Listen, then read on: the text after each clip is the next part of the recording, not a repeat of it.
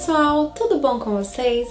Bem, hoje eu vim contar para vocês a história da venerável Maria Emília Riquelme Isaias, uma história que já era para ter contado há mais de um ano, mas agora eu tô cumprindo todas as minhas promessas, graças a Deus.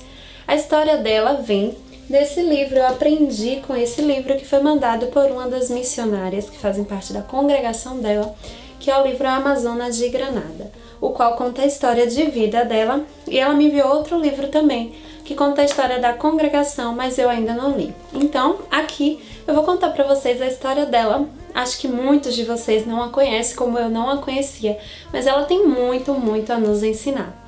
E o legal é que ela tem uma relação com o nosso país, especialmente com o meu estado da Bahia. Então vamos lá. Maria Emília Riquelme, ela nasceu já em um dia especial e ela era realmente muito especial. Ela nasceu no dia 5 de agosto de 1847, dia de Nossa Senhora das Dores, e ela foi consagrada já pequenininha a Nossa Senhora. Quando Maria Emília Riquelme nasceu, o pai dela, que era um membro muito importante do exército espanhol, ele ficou insatisfeito porque ela não nasceu menino. Então ele não criou nenhum laço de amor para com ela. Ele tinha realmente assim desprezo por ela. E a mãe sofria muito, a mãe dela sofria bastante com isso. E ela era uma criança extremamente amorosa, um bebê muito calmo, muito tranquilo, que realmente assim mostrava ser uma criança consagrada a Nossa Senhora. Porém, em 1849 nasceu seu irmão Joaquim, que era carinhosamente chamado por ela de Quinzinho, e então o pai dela ficou feliz. E um dia o pai dela, que enfrentou várias guerras, no livro é descrito o crescimento dele no exército em termos de patente, e ele era membro da cavalaria, e então em uma dessas guerras a mãe dela estava muito preocupada com o pai, e ela fez uma oração, intercedeu pelo pai, a Virgem Maria, pediu à Virgem Maria que cuidasse, que trouxesse ele de volta. E era uma guerra muito complicada que ele estava travando.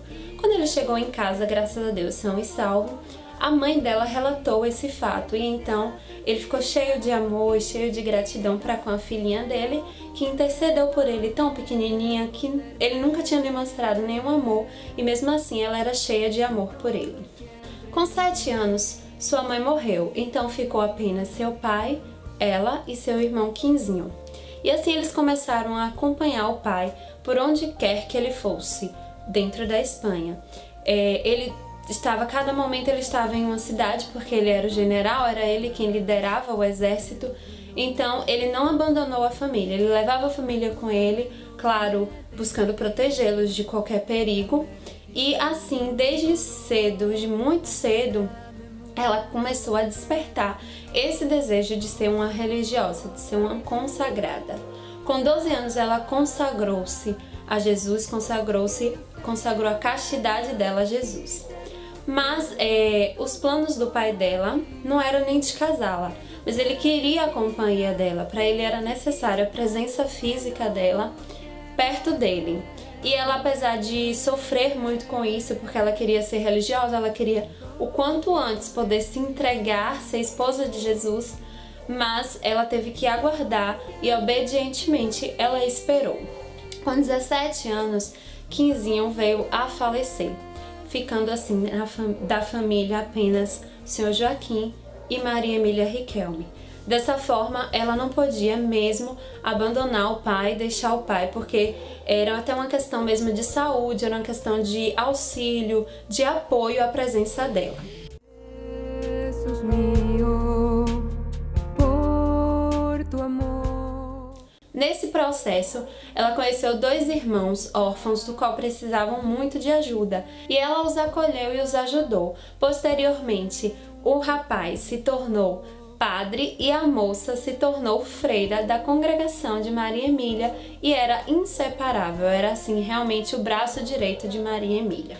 Quando o pai dela morreu no ano de 1881, ela foi morar em Sevilha e ela pediu autorização para que tivesse uma capela na casa dela, porque ela tinha um desejo muito forte de estar sempre em adoração ao Senhor.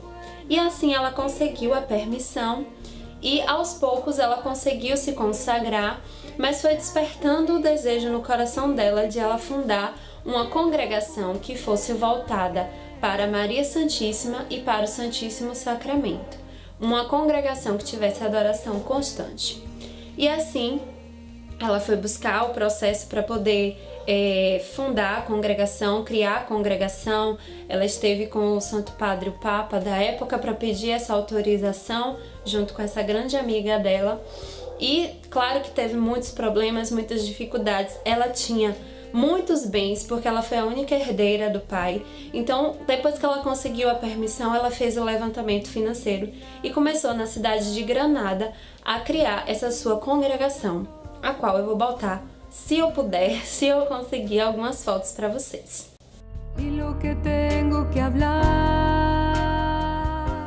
Para o povo daquela região de Granada, a congregação foi vista como uma verdadeira bênção para aquela região. E muitas meninas, muitas jovens, elas se sentiram realmente chamadas àquela consagração, chamadas à vida religiosa. Porém, como nem tudo são flores, ao longo do tempo houveram grandes problemas enfrentados na congregação. Dentre eles, um incêndio que tomou boa parte da capela da igreja.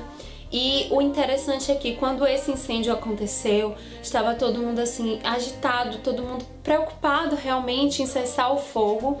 E Maria Emília, ela se prostrou diante de Jesus e ela falou: que seja feita a tua vontade, meu Jesus. E quando os demais membros viram ela ali prostrada diante de Jesus, eles também se prostraram, ficaram em adoração. E é relatado no livro que ela sentiu que aquilo aconteceu porque eles estavam se desviando dessa centralização de colocar Jesus como centro da congregação, a adoração ao Santíssimo Sacramento como verdadeiro ato constante na congregação.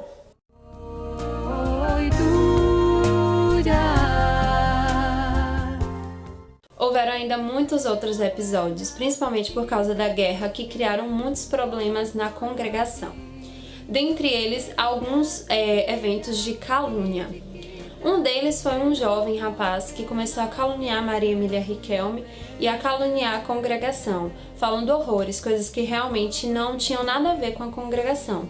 Depois descobriu que o problema dele ter criado toda essa história é que ele era noivo de uma moça, que essa moça se sentiu chamada à vocação da vida religiosa. E assim ela terminou o noivado e foi se consagrar, foi viver a vida religiosa. Então, por revolta, por tristeza, ele acabou fazendo isso. E outra calúnia tinha sido feita por uma das irmãs que saiu da congregação, falando que lá tinha privilégios, que Maria Emília Riquelme, ela tinha assim as melhores comidas, o melhor leito, que tudo dela era maravilhoso e as outras eram maltratadas. E Maria Emília Riquelme fez como Jesus disse, né? Acolheu com caridade, perdoou e tudo se resolveu e as calúnias foram acabando aos poucos. Maria Emília Riquelme, ela sempre pensava qual chegava a velhice. Todos os irmãos, ela teve outros irmãos que morreram com alguns meses, que morreram bem novinhos, e perdeu a mãe, perdeu o Quinzinho, perdeu o pai, e restava só ela, e ela ficava pensando: nossa, será que, por que ainda resta eu aqui na Terra? E era realmente assim para ela consolidar essa missão aqui na Terra.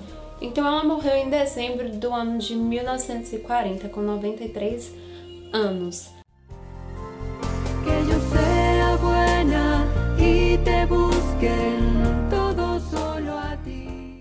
E quem estava ao lado dela, ela mesmo doentinha, ela fazia questão de estar sempre na capela, em adoração.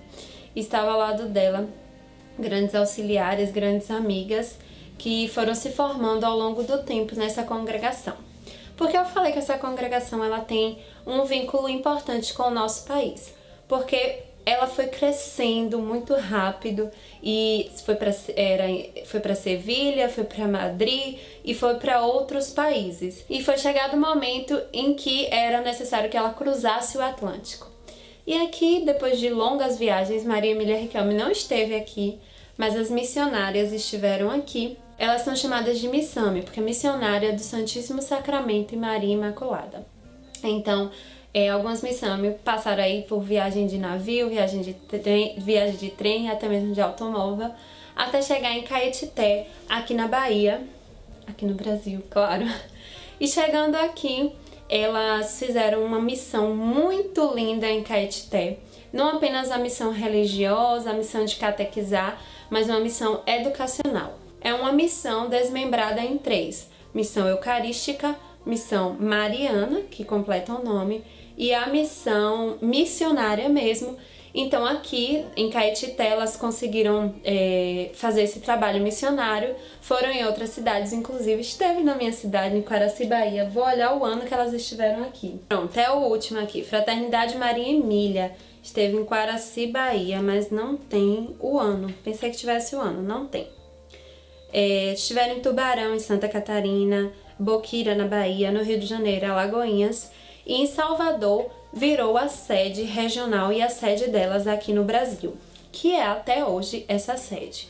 Então, esse livro, todo o material que eu tenho de Maria Emília foi me enviado por Aline. A Aline, ela faz parte das missionárias, está em processo aí do noviciado, e na época ela morava em Salvador e agora ela tá lá em Espanha, na Granada. Com certeza, assim, vivendo muitas graças e se enriquecendo cada vez mais para consolidar a vocação dela. Então é isso, gente. Eu espero que vocês tenham gostado de conhecer a história dela, da Venerável Maria Emília Riquelme. Muito interessante, muito, muito, muito, é que tem um aplicativo. Vocês podem procurar por Maria Emília Riquelme ou Maria Riquelme, e tem um aplicativo em que você vai selecionando, você entra e vem aparecendo vários pensamentos, que são lindos pensamentos dela, principalmente marianos e eucarísticos, e são assim frases e pensamentos que nos enriquecem muito. Eu vou deixar aqui embaixo o link do site para vocês conhecerem a missão. Elas são catequistas, elas também fazem um trabalho educacional não religioso. É um trabalho belíssimo, então eu espero que vocês gostem, entrem no site e conheçam um pouco mais. Fiquem com Deus, um beijo e até a próxima! Aunque tenga mucho que sufrir, que yo sea buena y te busquen todo solo a ti, que yo sea sencilla y chiquita, que no